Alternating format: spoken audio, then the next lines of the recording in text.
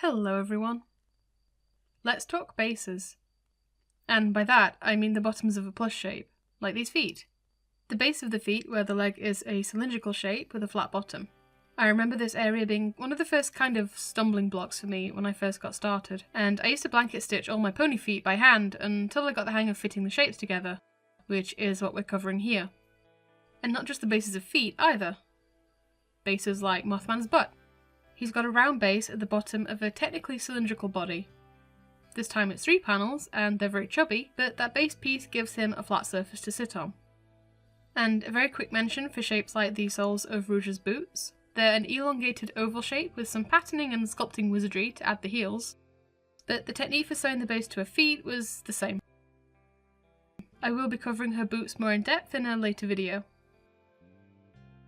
A lot of plush patterns will have some kind of base like this somewhere, like my Chibi Humanoid Pattern releasing tomorrow, who is going to be our main example.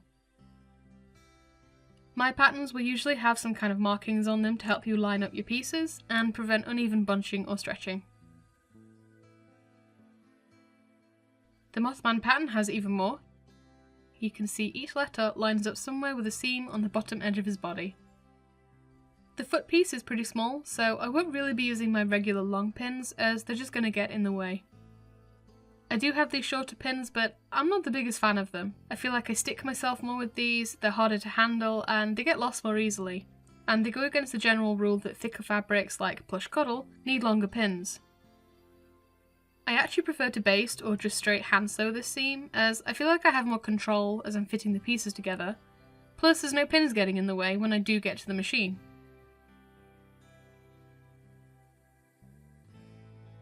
But this is how I do pin this shape when I choose to. So to get started with fitting the base, you want to start with it facing the right side up. The leg is going to stay inside out, but you do want to open out that bottom edge.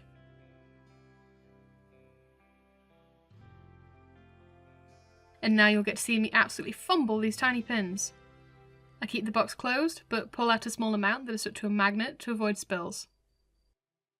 I did actually start with my bigger pins to line up these 4 corners to make it easier to handle the fabric and the tiny pins. And then I kind of push the base into the foot to line the edges up and pin them in place. And then I do that on each mark to start off. You might find that shorter pins can warp the pinned area a bit. For thicker fabrics, you want longer pins so that the over-under of the fabric has a bit more room to lay flat. There's less real estate on these short pins, so while they actually fit these small areas, it can be one of the downsides. The perpendicular pinning does work well for laying your base piece out flat and pushing the leg fabric away from your seam, so this is usually my preferred pinning method.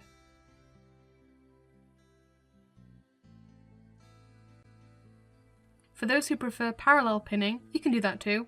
I was taught both, and these days I just kind of switch between different pinning angles, wonder clips or basting, all depending on the seam, the size, or just the weather forecast, whatever I'm feeling on the day. As long as you can lay the base piece out nice and flat and arrange all that leg fabric into the centre, you're good. The bane of my existence, machine bed shots.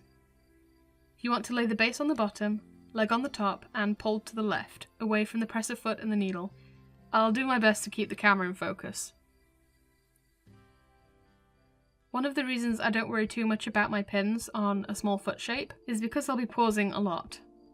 Between the circular shape, the rearranging excess, and making sure it's not wrinkling under the presser foot, it's very easy to just ease each pin out or around as you get to it.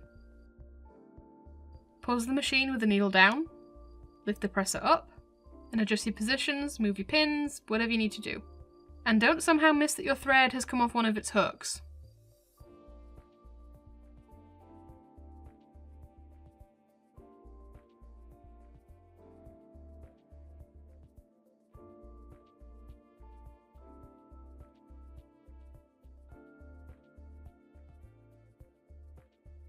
The last pin got all hidden away in the fabric, which is just another reason I don't use them very often. They're just a pain to deal with sometimes. Overlap that beginning seam a bit, and you're done. So this definitely needs the edge clipping to look a bit neater, but now we have a cute little foot shape. It does look better clipped, promise. I hope this video was helpful, thanks for watching, and goodbye!